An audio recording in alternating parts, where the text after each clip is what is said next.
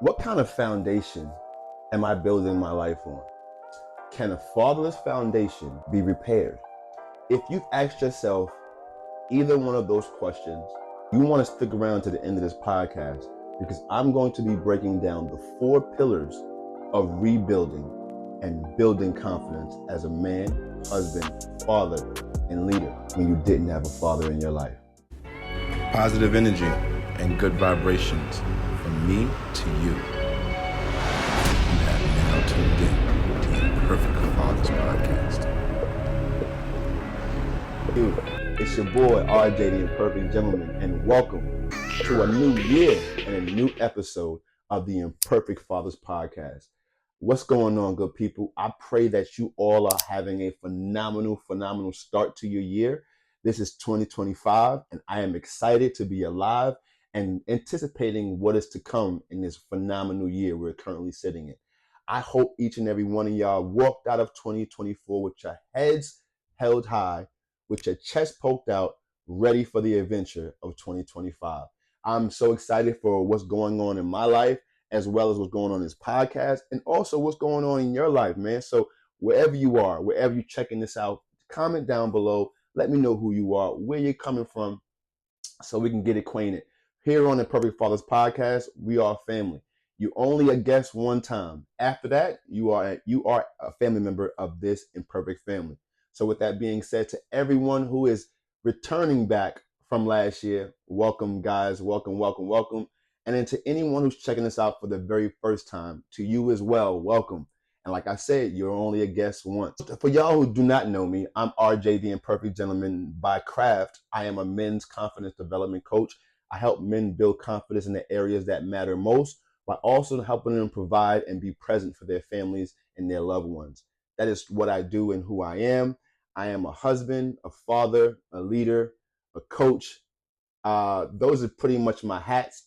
And I'm just a loving individual who wants to see the family nucleus live and strive and move forward, because that's the true strength in our society, is the core nucleus of the family. So the reason why I do everything that I do is for the purpose of building the family nucleus and keeping homes and families together happily and in harmony. In this episode, I will be breaking down the 4 pillars, rebuilding your foundation as a man, husband, father, leader, and provider. But before I get into any of those things, as always, it is a new year, but we still follow the same principles here on this platform. If you're new, around this time, each and every episode, we stop and we give the most perfect father all the praise and honor that is due before we go any further, because none of this is possible without him. So with that being said, let's talk to the Father upstairs. Gracious and eternal God, thank you for another opportunity just to say thank you. Thank you for another opportunity to say Happy New Year to our people, God. Thank you for new beginnings. Thank you for closing the doors that were no longer for us, but also opening the new ones that we can walk through with our heads held high, with confidence, boldness. So right now, Father, as I go across these airways, I ask you right now to give me the grace and the space to be what I need to be, that I may say something that might not just entertain someone, but inspire them to be the best version of themselves, but not just who they are right now currently, God, but for their future self and the people around them. God, this is my prayers. This is the reason why I'm creating this podcast, is to give your name the glory and your name the praise through each and every life that is touched. In Jesus' name, I do pray. Amen. So, guys, before we get into the meat and potatoes of this episode, I just want to get you guys caught up really quick. I know you guys are saying yourself, you're in your office right now. Why aren't you in the podcast studio? And where's Jose? This brand new year has been tumultuous, to say the least, work schedule wise, and it's expected. The beginning of years is when a lot of things in different companies are kicking off, so it requires a lot more energy and a lot more work than normally throughout the year. So currently right now, my guy Jose is working his behind off. I literally just got off the phone with him, and just hearing him and hearing how tired he was and how much time he's put into work over the last 48 hours. And I just began to tell him, bro, just get the rest you need. Not just the physical rest, but the mental and the emotional and spiritual rest that you need, because A lot of times we as men, we fall into this cycle of work, and the only rest we get is physical. But the truth of the matter is that a lot more times than not, physical rest is not the only rest that our body requires. We need spiritual rest, we need mental rest, and we need emotional rest. And those things don't just come unintentionally just by sleeping. Those are intentional things that you have to be intentional about to get the outcomes you desire. So resting physically is something you can just release yourself and allow your mind to drift, and you go off into sleep and you rest physically. But when it comes down to resting your mind, resting your emotions, and resting your spirit, that's an intentional thing that you have to focus in on, be conscious about, and really dive deep into to get the outcome you desire. So that's basically what's going on in Jose's life right now. Shout out to Jose. Shout out to everybody over at the Pablos. So me personally, this year, the beginning of this year has been a wonderful start. I ended the year off last year in a space where I picked up digital marketing, and it's been a phenomenal asset into my life. I learned some new skill sets that has brought me an opportunity to earn an extra income while also being able to be present for my family a lot more than what I was when I was struggling to make ends meet. So digital marketing has come into my life, and has helped me really not only provide for my family, but also giving me an understanding of the landscape of the digital world, and understanding how digital products and how the whole digital world is changing the world we know today. I am grateful because I walked out of last year with great momentum, and I've entered this year with phenomenal progress and a great outlook on what things to be for myself, this podcast, my life, my family, and anyone that's pretty much connected to me, man. I am more optimistic than in this year than I've been years prior, because of my mindset now, because of my outlook, and because of what I've learned about myself over the last, I would say, 6 months. So that's pretty much where I am. That's pretty much the update to this podcast. I hope that each and every one of y'all has missed us, right? And you was looking around like, where's the podcast at? That was your question. Because myself personally, I was giving myself a lot of excuses not to do the podcast. I was saying, well, Jose is busy. I got things going on. But the truth of the matter is, if you don't do something, it just won't get done. So I had to stop all the excuses. I had to stop all the nonsense and say, come hell nor high water, I'm going to get this podcast done. So here we are today. We are episode 1 of season 3 in the beginning of 2025. And I'm super excited about what God is doing for me, for this podcast, and you guys as well, man. So as right now, do me a favor. If you guys are watching, you tapping in, comment down below. What has been some of your new goals? How did you step out of 2024 and compare it to how you're stepping into 2025?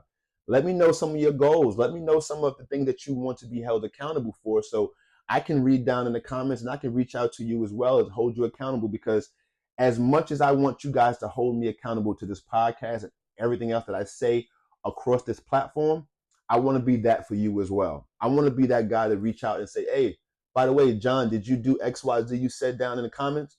Because if not, you got to get on the ball. Nothing gets better, and no one gets better by themselves. So with that being said, let's get into the meat and potatoes of this episode, y'all. Yo, peace, family. I know you're enjoying the podcast right now, but I got to put you on some important game that changed my life. I know you're a man, husband, father, or leader of your family who loves to provide a lifestyle that your family deserves. Hell, you go out of your house 8, 10, 12, sometimes even 16 hours of your day to do just that, right? To keep the lights on, to keep the food on the table as such. But guess what? If you're like me, you get tired of providing for a family that you can't be present for. And let's be honest, we get crucified for it most times. Oh, he's never present. He's never here. He's never around. We miss out on life's one-time moments. First steps, first words, recitals, basketball games, even intimate moments with our spouse. But if you're like me, I get tired of missing out on those moments. I get tired of providing for a family that I just can't be present for. So I figured out a way to leverage 2 hours of my day to make 2 times the money I was making at my regular job. Yeah, you heard it correct. 2 hours of my day to make $900. And guess what? I'm not the only one. There's 49,000 other people who's doing the same exact thing. So if you want in on the game to learn how to leverage 2 hours of your day to make $900 daily, comment the word how, and I'll put you on. But until then, get back to the show, man. Peace. So, what kind of foundation am I building? Can my fatherless foundation be repaired? Those are the questions that I've asked myself. I myself am a father who wasn't fathered. I'm an individual who has looked all my life and all pretty much all my life wanted a man figure in my life to show me, to give me the right way, to give me the path, right? To show me some love and to be able to teach me.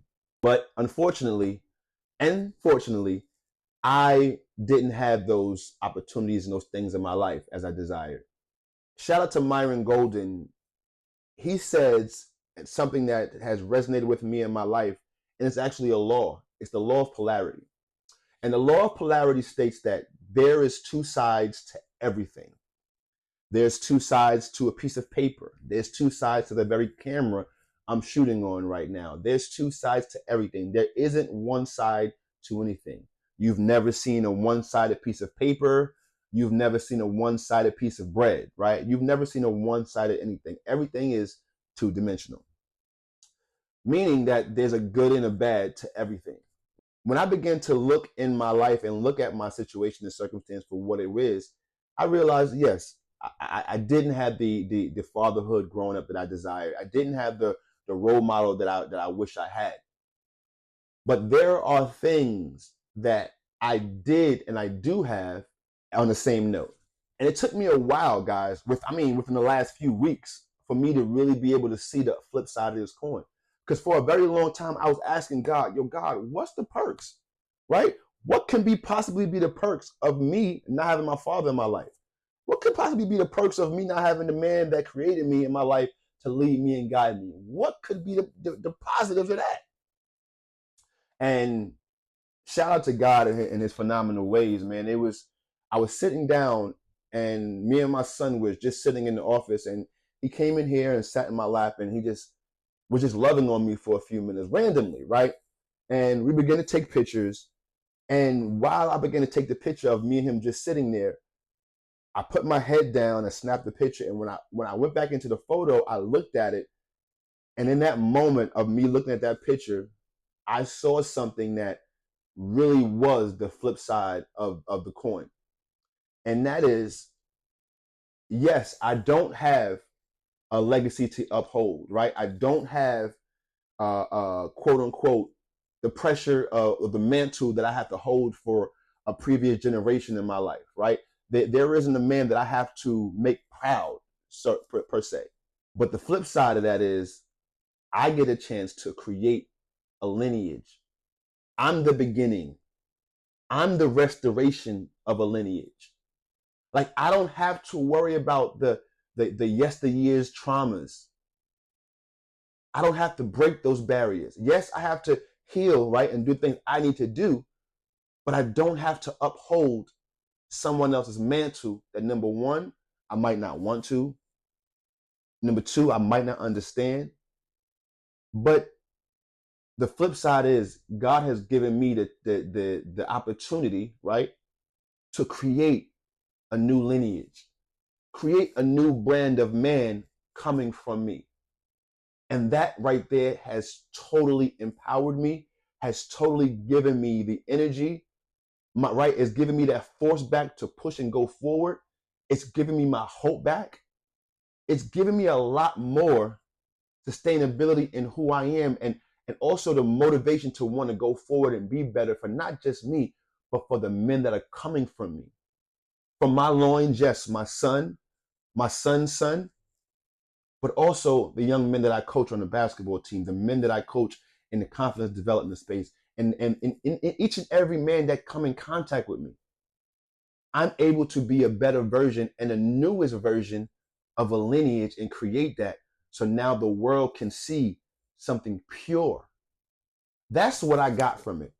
Yes, because there are many, many disadvantages to not having your father in your life. But man, this one advantage that I found that I felt God is giving me has totally empowered my mindset to drive on and go forward and be a better man, husband, and father. So that's where I am right now. So let's get down to it. What are some of the problems that we as men face, right? When we don't have a father figure in the home, right? When we're being raised by our women, our mothers, our grandmothers, and our aunts. What are some of the problems that we come about, right? We face. The challenge is a lot of the first and foremost challenge that I've come to the realization with that I had to deal with was my identity issue. Identifying my identity. That was one of the hardest things I had to do in the space of personal development because everything that I thought about who I was a lie. I allowed the situation and circumstance that I grew up in to determine who I was and my identity. And shout out to Myron Golden again. He calls it the lie identity. It's the lie identity that the world has given you, right?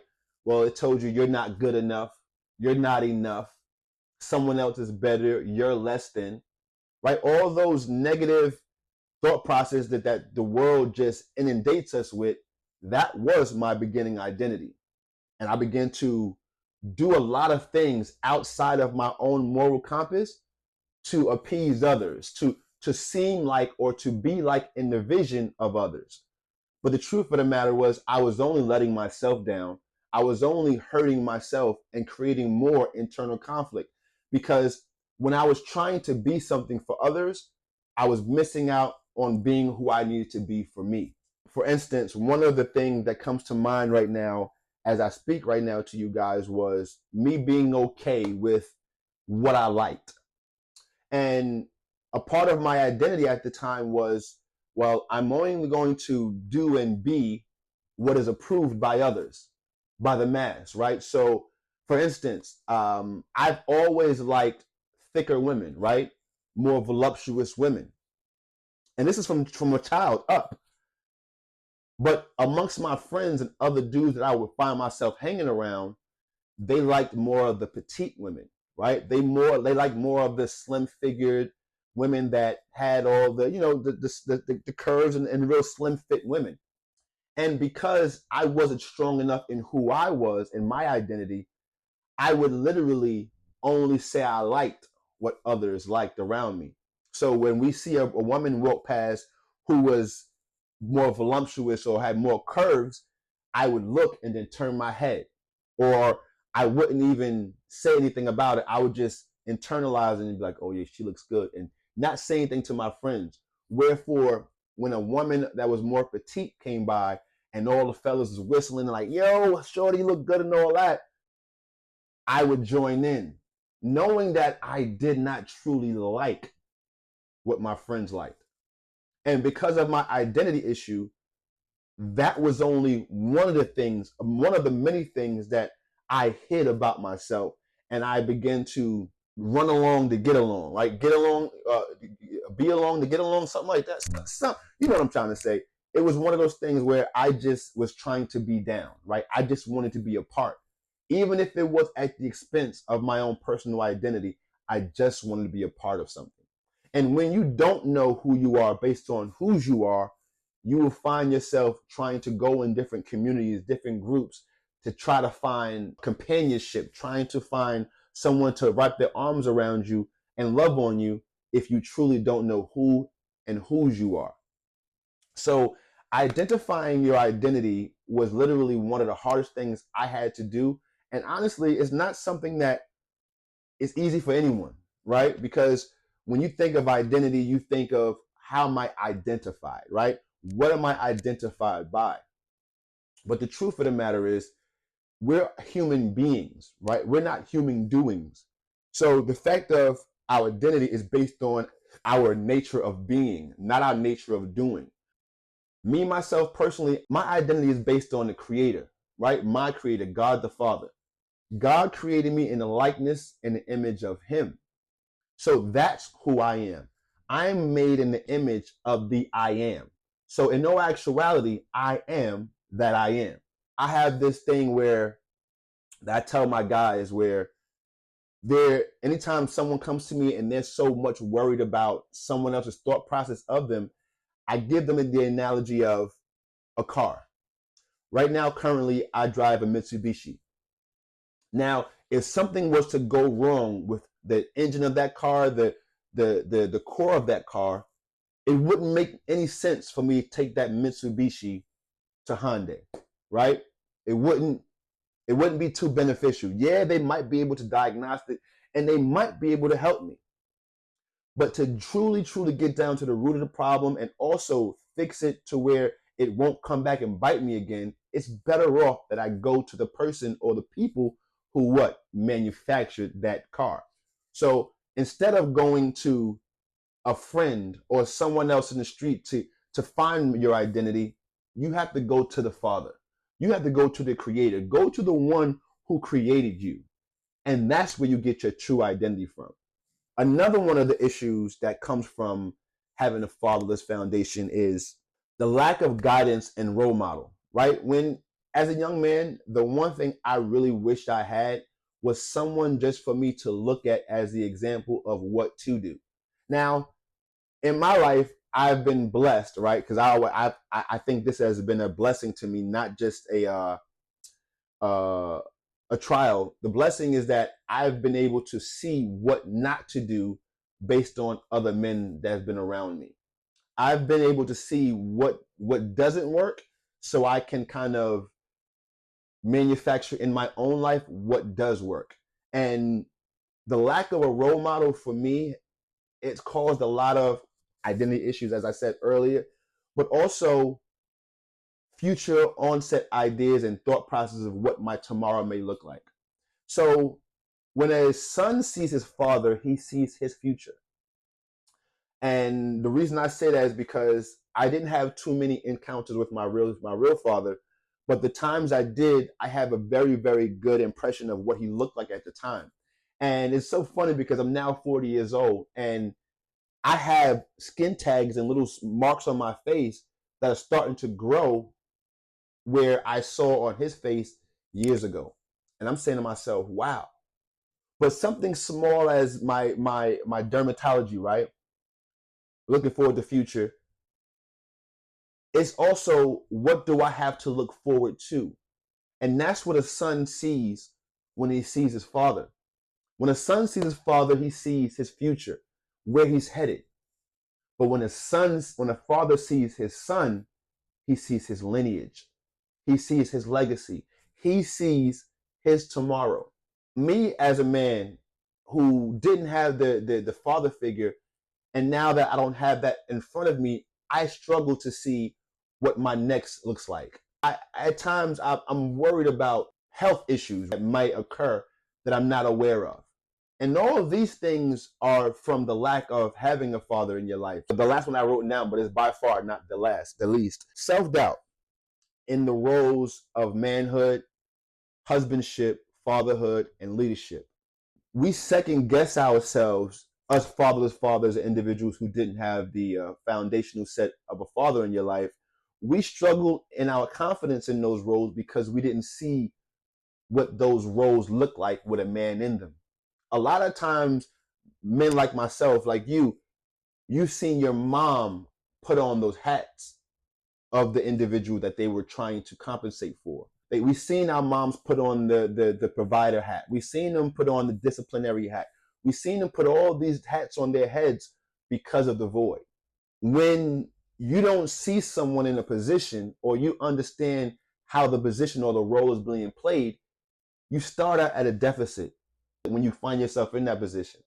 And when I say find yourself, a lot of us have found ourselves as husbands, fathers, and leaders of families, and we didn't find ourselves as men first.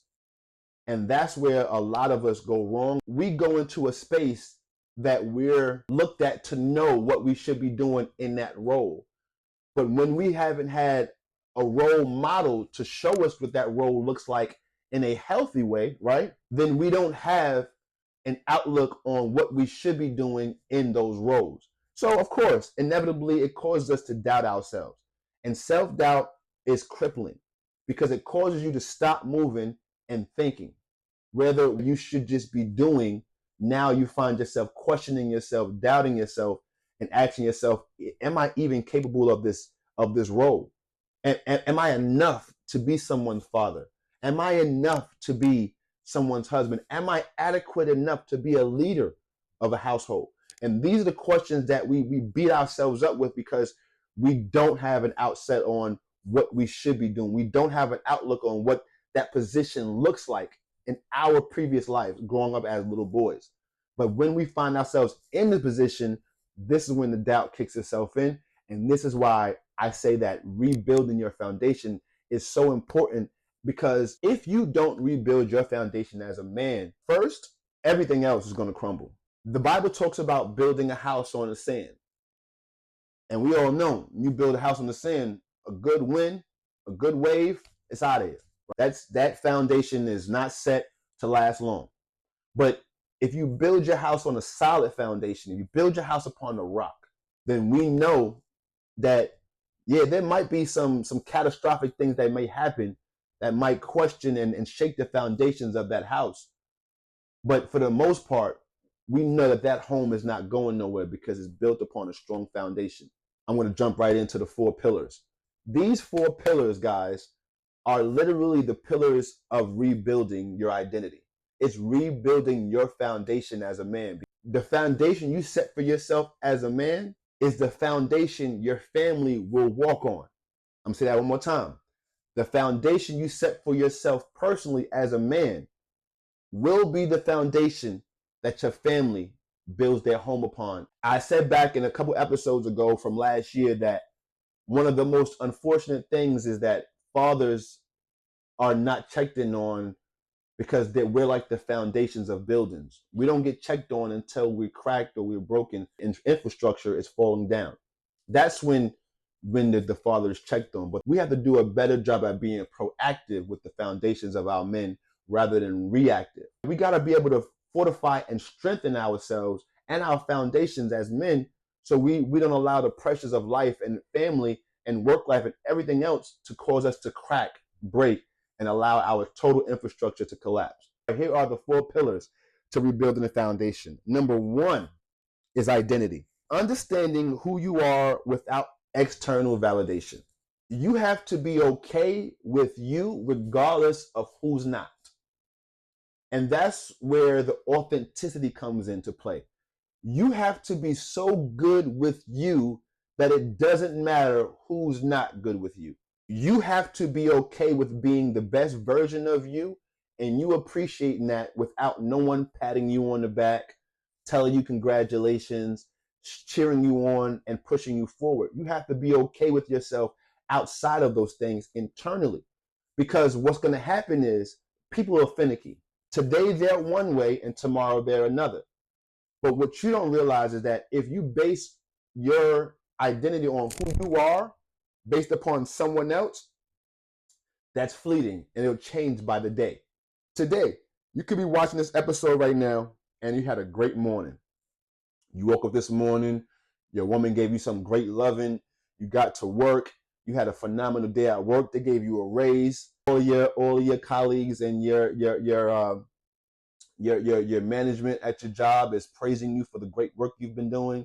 You're just having a great day. So when you come in and encounter me, you're going to give me the best of what I am. Oh, you're a great guy, RJ. God's working marvelously in your life, and I'm so proud of what you're doing. Keep doing what you're doing. Now, that's on a Monday. Now, on a Tuesday, you could have woke up and your wife denied you what you wanted in the morning. Your kids started the day off arguing, breaking things around the house. You're late for work. You find yourself stuck in traffic. You had a car accident on the way to work. You're getting cursed out. Your boss threatening to fire you. And all of these things, you spill your lunch on your clothes. You have to sit in 2 hours traffic on the way home. And then you encounter me. And everything that you would have told me yesterday because you had a good day is now null and void. Now today, only thing you can see is all my flaws. Yo, you got to be a better father. You got to be a better husband. Your kids need you. You're slacking in this area. You're not doing good as a coach. Why haven't you done X, Y, Z? Where's your level of this? The only thing that has truly changed in that equation was how that person feels. And I said all that to say this: you can't allow someone's emotional state to dictate your identity. I'm gonna say that one more time. You cannot allow someone's emotional current state to be the determining factor of who you are as a man. And this is why external validation cannot be the first and foremost thing that you lean and depend on for who you are. You cannot be depending on people around you to validate the man that you are. Because if you're waiting for validation, I'm sorry to tell you that today you'll be validated and the next day you will be violated, because that's human nature. And it's not about who you are, it's about what they're feeling. So you don't want your life to be based upon what someone else is feeling. This is why you have to fortify yourself internally, validate yourself internally, and then your confidence in your roles will then be able to increase, because you're not waiting for someone to validate you.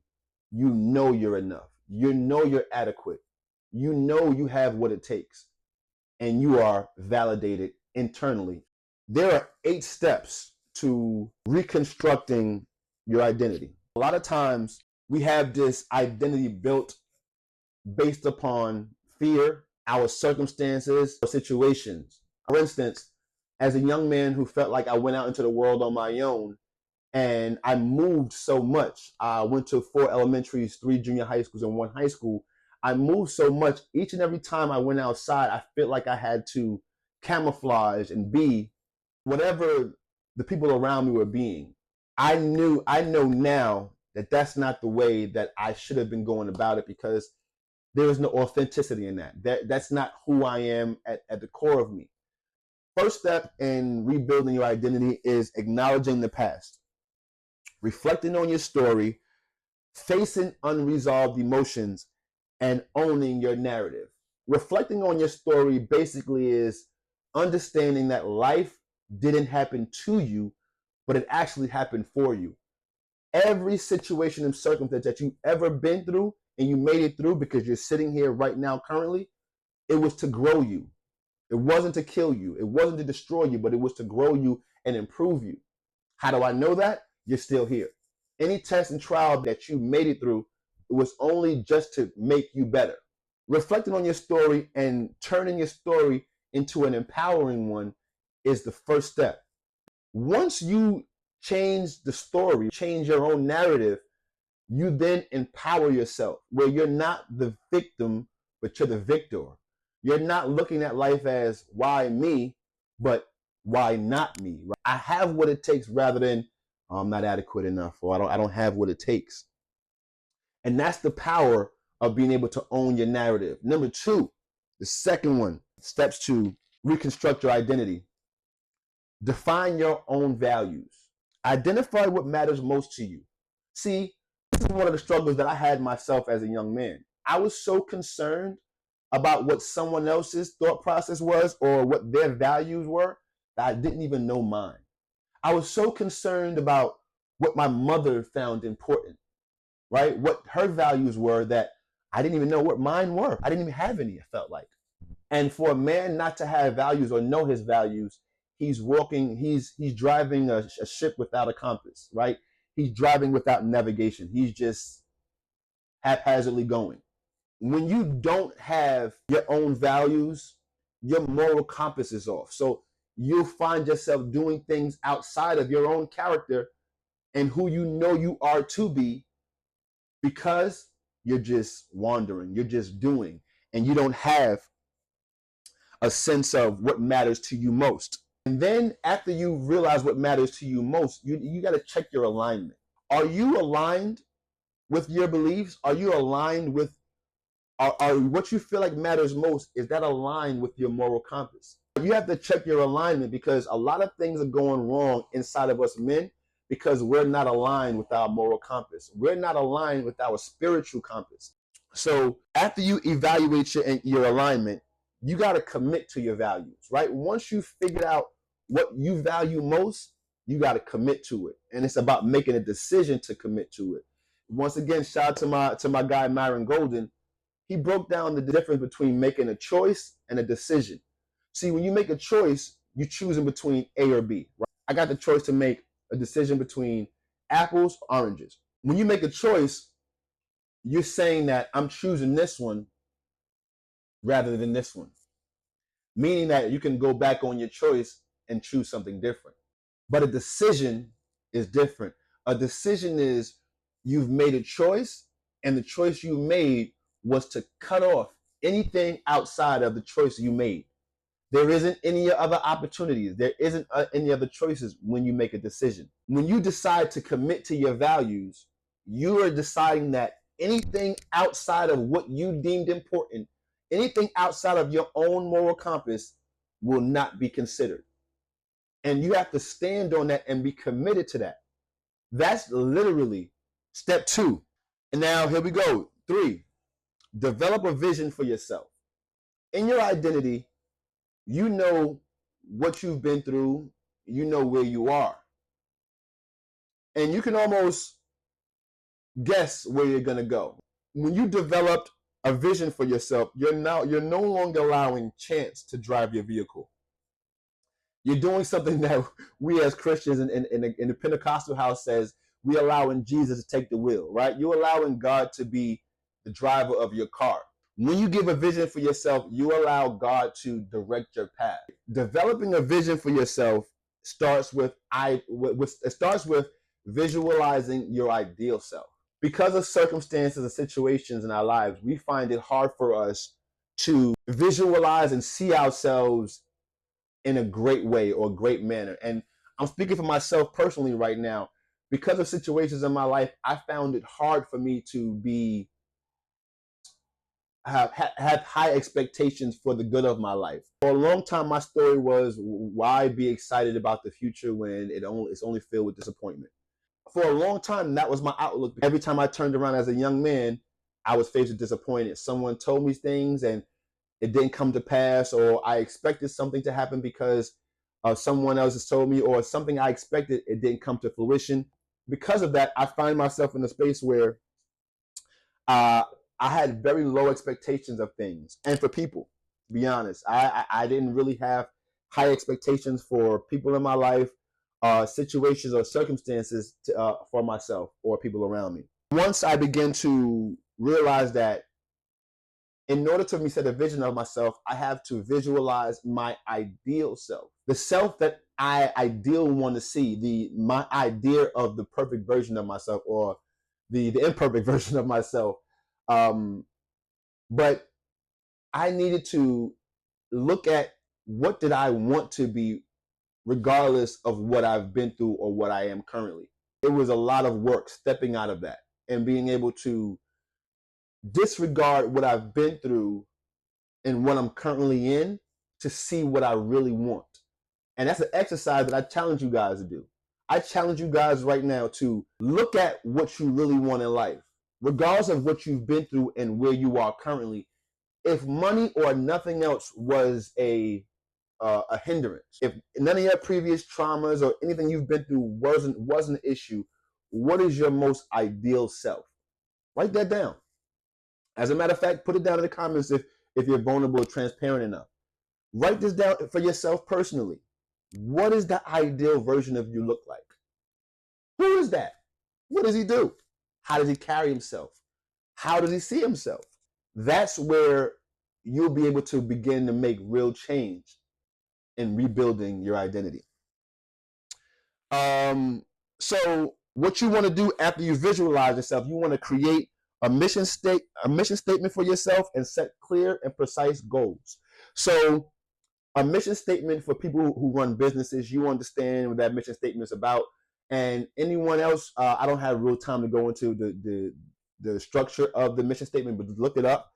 Chat GPT, it's a great tool and it'll help you. When it comes down to creating a mission statement and setting clear goals, it's something called SMART goals. A SMART goal is specific, measurable, obtainable, relevant, and timely.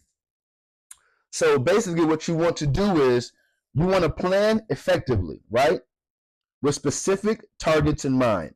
Measurable, track your progress and reevaluate along the way. Attainable, set realistic goals that are challenging but achievable. Relevant. Ensure the goal serves a relevant purpose in your life. Timely. Specify a deadline. Monitor progress and reevaluate. SMART goal. So when you set clear goals, you know what you're going after, how to go after it, and you're not leaving it up to chance. See, a lot of us are not confident in our lives because we leave a lot of things up to chance. Rather than standing on principles, it is easy to have a lack of confidence when you don't understand what's going to transpire or what you're going after in your life. It's easy to have a lack of confidence. 4, being that we've developed a vision, we have to identify the limiting beliefs and replace those. When it comes down to identifying limiting beliefs, you have to recognize the negative thought patterns. For me, I've learned that a lot of my limiting beliefs are based upon disappointments or when I'm outside of my comfort zone. For example, my negative thought patterns think about when I'm disappointed. I've learned that I have to do a better job at disciplining my disappointments so I don't allow the negative thoughts to transpire and come into my mind based upon my limiting beliefs. In order to really replace a limiting belief, you have to recognize it, number 1. Number 2, you have to challenge it. Where does this come from? Do I have any actual data of this in my life to be true? Right? And shout out to one of my coaches, Coach West. Her thing is, where is your data on that? Ask yourself that when you're sitting down and you're evaluating your limiting beliefs. Where is the proof of that? Whatever the negative thought is, whatever the limiting belief is, do you have any data that proves that to be right? And majority of the time, y'all, the answer is no. You don't even have any data. It's just a thought process you have that has to be broken down, removed, and replaced. Just that simple. And after you challenge your limiting beliefs, it's time to adopt your empowering ones. For instance, the limiting belief that I had as a fatherless father is that I'm inadequate in the areas of being a good father, a good husband, because I didn't know what one looked like. That was a limiting belief. But the empowering belief that I picked up is that I'm able to be a powerful and outstanding father, husband, and leader because the fact that I've seen individuals and I've seen what not to do. I now have taken that limiting belief and turned it around and replaced it with an empowering one. I have what it takes. I am enough. What God created and who God created in me is enough for the duties and the tasks God is giving me. He wouldn't give you a task or a duty or responsibility that you couldn't maintain, handle, and flourish in. That's just not God's way of doing things. If he gave it to you, he knows he's already giving you the tools and everything you need within you to not only win in that space, but thrive and be the best in that space. To number 5, build daily habits that reflect your identity. Start small, be consistent, and celebrate wins. This is a way that slides right into number 4 when it comes to adopting empowering beliefs. Your daily habits are the vehicle that gets you to your goals. The word distraction has taken a new understanding to me. When you think of a distraction, it only comes after intention. If you intend to do something, guaranteed the very next thing that shows up is distraction. For example, in real time, this episode of this podcast, I had the wherewithal and the want to do this episode last week or even a week before last, but each and every time I set the intention, something came up with work, something came up with a coaching client, something came up with anything else that pulled me from doing this, it showed its head up. And to the point where I said to myself, yes, my intentions are to shoot this podcast and I'm going to do just that. So regardless, I have to set myself up by the habits that I have daily to counteract all of the distractions. A habit that I had to pick up was the night before, make sure that you tidy and create the atmosphere you desire in the studio. So in the morning when you get up, you can just go right into the studio. Don't allow any other distraction to sidetrack you and just get right to work. This morning I came in here, it was ready to go. I pressed start, sat down, and here I am. But that's based upon a habit. And everything that we do is based upon our daily habits. Your habits are literally what make you.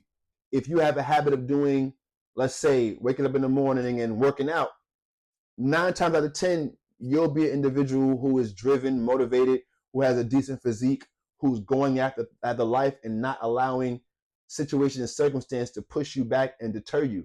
Where if you're an individual who sleeps until 12 in the afternoon and you just wake up and put sugar and starches in your mouth and you don't have any sense of personal development, you're individual who finds itself allowing life to push them around, getting distracted and sidetracked by the most insignificant things to you.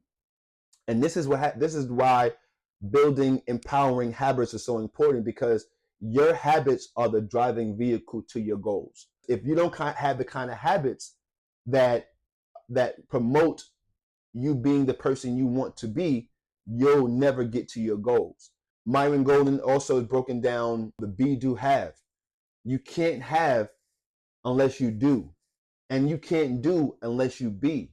In reverse, you can only do if you be, and you can only have if you do. So the be, do, have principle is what you should be considering when you're doing your inventory and you're doing your audit on your daily habits. 6, surround yourself with positive influence. Seek mentors, build a support community, and distance yourself from negativity. This right here is probably one of the most important parts of this whole process. Your environment and who you're around is extremely important to your development. I'm not saying that you as a person, you got to go around cutting everybody off in your life. But what I am saying, you have to be more intentional with who you give time to with your life. You have to be more intentional with who you're spending time with. Who you spend time with, their mindsets, their attitudes, and their attributes rub off onto you and influence your life as well, whether you know it or not. So it's important to not have negativity around you. And it's also important not to keep people who want to keep you where you are around you. You want people who are shooting to see you be the person that they know you can be. You want to be around people that champion your potential and not hawking on your mistakes and not deliberating on your past or where you are present. And they don't want to hold you to that. You want to be around people who are uplifting you and pushing you towards the 2.0 version of yourself. You want to be in a community of people who are not just looking for you to be better, but they're also pushing themselves to be a higher quality human being. Those are the kind of people you want to be around, because those are the kind of individuals that help motivate and keep you on task for the days you don't want to be. For example, Myron Golden says, another thing, shout out to Myron, I've been giving him all these shout outs, but a lot of his content has helped me so much. But you've never seen something better itself the same way you've never seen something move itself, i.e., this bottle of water. If I don't touch this bottle of water, it won't move. If someone outside this bottle of water doesn't come and create a movement or move it, it won't move. It takes me or something outside of it to move it forward. And that's the same thing for us as men. You can't get better being a better man by yourself. You need community. You need accountability partners. You need brotherhood. Because at the end of the day, you don't know it all. And if it wasn't for my community of men around me, oh, trust me, I would have destroyed my family nucleus a long time ago. A man without accountability, a man without leadership is a ship without a sail. If you want to be better as a man, if you want to be better as a husband, a father, a leader, it's your best bet to find community. Get around other men who are looking to be better. Get around like-minded individuals who are striving for greatness. The environment is what pushes you. It's not just about sitting around and hanging with your friends, but you also want to be around an environment where people are pulling you and pushing you towards greatness of what you deem to be greatness, not what they did, right? That's important. You want to make sure that people around you are pushing you based upon what you say you should be doing, not what they feel you should be doing. 7, embrace personal growth. This is what this entire journey is all about. Embracing the fact that you got to grow. and not giving resistance to the growth. I know for myself personally, when I'm in a funk or I'm annoyed, I tend to want to stay there because it's something I know. It's comfort, right? When you're angry or you're frustrated about something, it's easy to stay angry because it's an emotion that you know. It's harder to release that and relinquish that anger to go back to a level state because a lot of times we just want to stay in that angry space. Being an individual who is leaning and understanding and embracing into personal development, you understanding that learning is an investment into yourself, as well as practicing compassion for yourself and not comparison. That means we know at our core we're not perfect. Our imperfections are what make us us. So we have to really embrace that. Show ourselves compassion and not comparison. I found myself early in my life simply comparing. There was no compassion for who I was.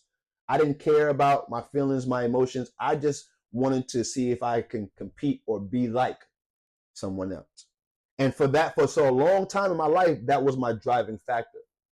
So each and every time me and a person, or I felt like somebody was better than me, I use them as fuel and motivation to compare myself to strive to be better.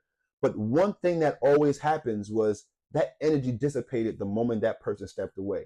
And when that person stepped away, my personal development and my hunger for developing dissipated along with it because it wasn't authentic. It was based upon comparison.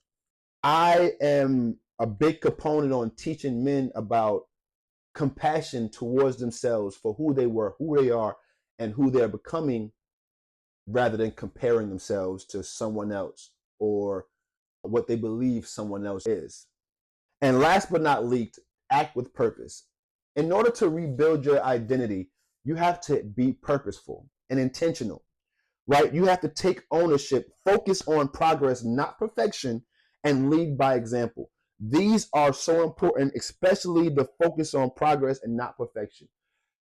Celebrating your small wins is probably, in my opinion, the only way to not focus on perfection and keep concern on progress. When you celebrate a win, it's an accomplishment. You feel good, right? It's an upbeat feeling.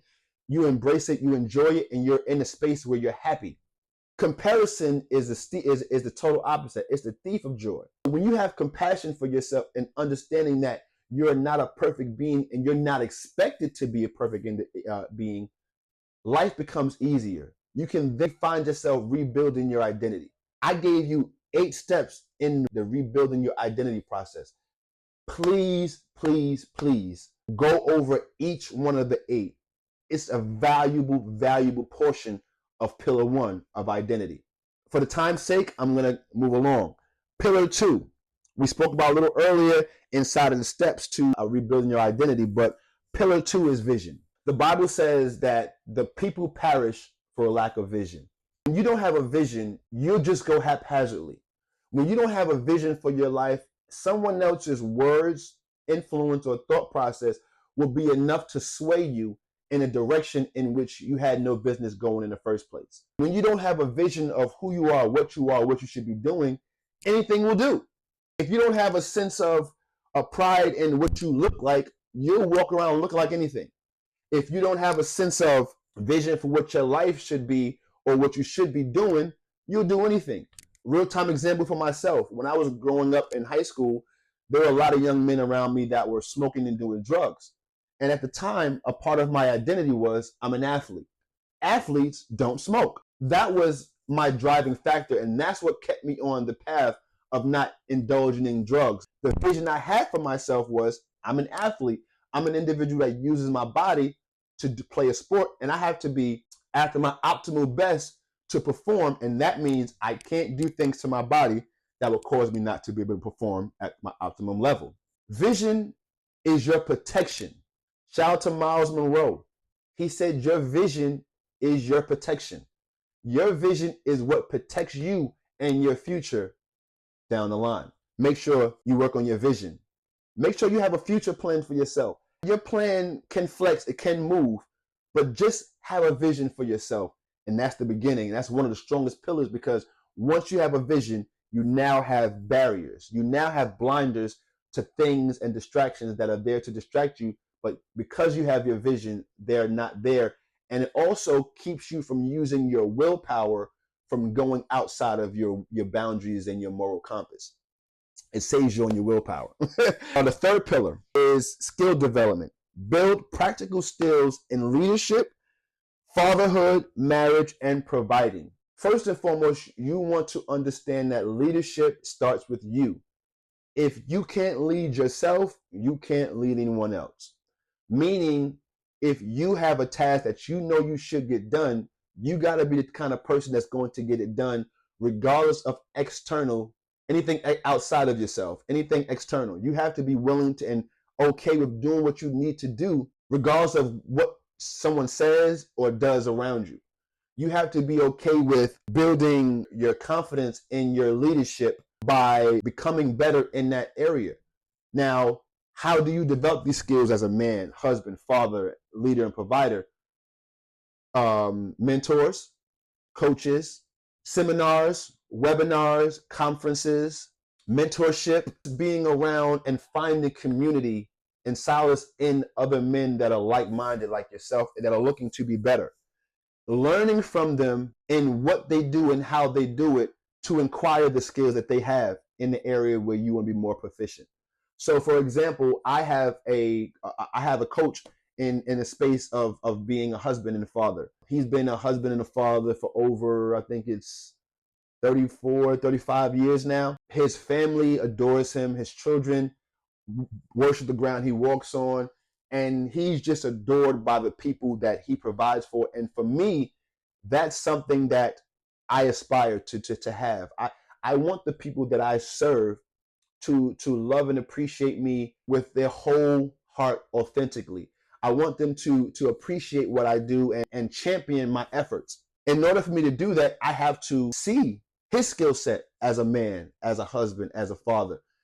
And then not just copy what he's doing, but test, trial, and tweak things that I see him doing in my life and see if it benefits me in the areas I need to benefit from. It's not about just copy and paste. Yes, success does leave clues, but when it comes down to you in your journey as a man, as your journey as a husband, father, and leader, you have to take the meat and spit out the bones, pause, to be able to benefit you in your life and what you have going forward. When you're a father, husband, and leader, it's important for you to understand you consistently have to be picking up skills and you have to be a life learner. Just today in a podcast I was watching with Lecrae and Jason Wilson, shout out to those two gentlemen. I think that was a phenomenal podcast. Go check that out when y'all get a chance. In that episode, Jason Wilson, he said, once a man has done evolving, he's done. The definition of a man is really undefined because once you define a man, you put him into a box. We as individuals, as men, should not want to be confined to just manhood or masculinity. We should want to be a comprehensive man to whatever the situation or this experience of life requires of us. Pillar 4, accountability and community. You need mentors, coaches, because no man can build or rebuild alone. I said earlier, and I'm going to reiterate, a man or anything itself can't move itself forward. In order for me to be a better husband, father, or leader, I'm going to need a different individual to help me see my blind spots. I'm going to need someone to show me a different perspective of myself and what I am for me to be able to see things in a new light. I can't just see things on my own. The Bible also says, do not lean to your own understanding, meaning that the understanding that you have only got you to where you are. It's not going to get you any further. You need something or some force outside of yourself to sharpen you, to help you be stronger, to help you be a better version of yourself. You've never seen a knife sharpen itself.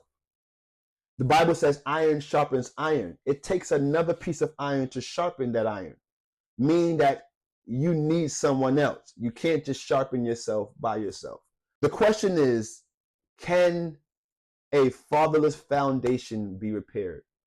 And my answer is yes. A fatherless foundation can be repaired with intentionality, commitment, focus, and resilience. If you got those four things, rebuilding your foundation as a man, husband, father, leader, and provider is extremely possible. Is it hard work? Yes. But is it worth it? Absolutely. It's worth every hardship. It's worth every uncomfortable moment. It's worth every moment that you feel inadequate. It's worth every bit of the turmoil and the torture you go through to be the better version of yourself, because on the other side of this is your desires of your heart. On the other side of this is everything that you desire to be, do, and have. But before you can get to the other side, you have to do the work now. You have to do the building now. Understanding that you can't do this alone, fellas. I can't do this on my own. I have coaches, I have mentors, I have people that hold me accountable, I have accountability partners. I'm saying that to say that because of my community is why I'm the better version of who I am now. Because of my community is why I'm no longer second guessing myself as a man, as a husband, as a father, as a leader. Because of my community, I have the confidence to say that, yes, I'm going through something, but I can get through this something because there's someone else that's either been through it, going through it, or will eventually go through it. Understanding that my community is there to help me, drive me, build me, hold me accountable is my driving force. And I think that is the most powerful thing inside of rebuilding your foundation as a man, husband, father, and leader. As we about to close out of this episode, I want to take some moments to give you some time to reflect. I want you to reflect and look at your current foundation. I want you to go through your life, right, and who you are. I just want you to do a complete evaluation of your foundation. I want you to check out where the cracks are. I want you to see you for who you are. Identify which one of your pillars you have to replace, rebuild, or restructure. What area in your life needs to be reconstructed? Is it your vision? Is it your skill set? Is it your accountability? Is it your identity? Which one of your pillars needs to be reworked?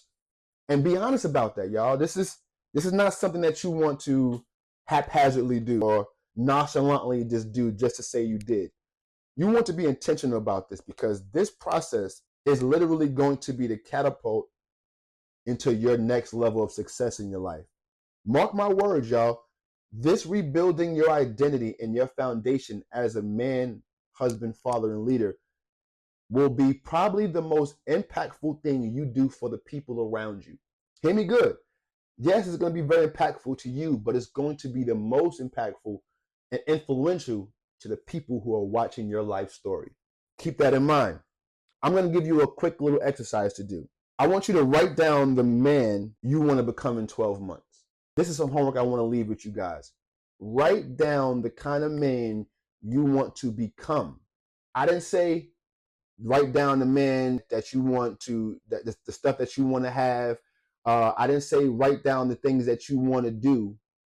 I said write down the man you want to be and become in the next 12 months. Hear me good on the language of music, because it's important. Because I don't really want you to sit here and just write down your attributes about I want to be a better father. I want you to write in specific detail what about you and being a better father that you want to be. What part of fatherhood do you want to improve in, and how you want to improve. Take this exercise seriously, because it will change your perspective. This right here will be the catapult that pushes you in to the next level of creating the habits you need to create on a day-to-day basis to get you towards your goals. So do not take this exercise lightly. It's extremely important. After you do that, begin to work backwards. Who do I need to be? What kind of person do I need to be so I can do the thing I need to do so I can have what I know I want to have? Real quick, I just want to do a quick little recap of this episode. We spoke about the New Year's, where this podcast is, where Jose is. Shout out to my man Jose. We spoke about where I am as a man. This podcast is going in the future. And then we dove into the 4 pillars, reconstructing the foundation of a fatherless father. What I want to leave with you guys is your past doesn't define you. It prepares you for the man you want to be. Too many times we allow our past to define us, where it should just be preparation. What we've been through doesn't define who we are. What we become because of what we've been through defines who we are. I'm gonna leave you with this before I go. The best buildings that were ever built took time to construct, but those buildings lasted for generations. Take the time to build or rebuild your foundation as a man, husband, father, leader, and provider, because that foundation will be the foundation that your house is built on, that your family stands upon. So you don't want your home and your family standing on a shaky foundation. With that being said, as always, thank you guys for rocking with us. You could have been anywhere for the last hour and change, but you decided to be with us. And for that, I don't take that for granted or lightly. I appreciate each and every one of you. I didn't say it early and I didn't say it often in this episode, but as always, do your boy a favor. Hit that like, hit that subscribe button, as well as comment down below. Let me know how this content is affecting you. Let me know what you feel. Let me know where you are in your journey. Like I said, so we can hold each other accountable. I want you to hold me accountable to the things that I said for my life and my future and my family, but I want to also do the same thing for you. So with that being said, I pray that each and every one of you have taken something from this podcast and that you can use in a positive and a constructive way to influence greatness in your life and to be an impact in the lives of people around you. So with that being said, as always, this is your boy RJD, the Imperfect Gentleman, and this has been another dope episode of the Imperfect Fathers Podcast. Be good to yourselves and the ones around you. And if you can't be good to the ones around you, that's all right. Just get those people from around you. Yo, it's RJD, the Imperfect Gentleman, and I'm out of here. Peace. Happy New Year. Oh, that was a good one.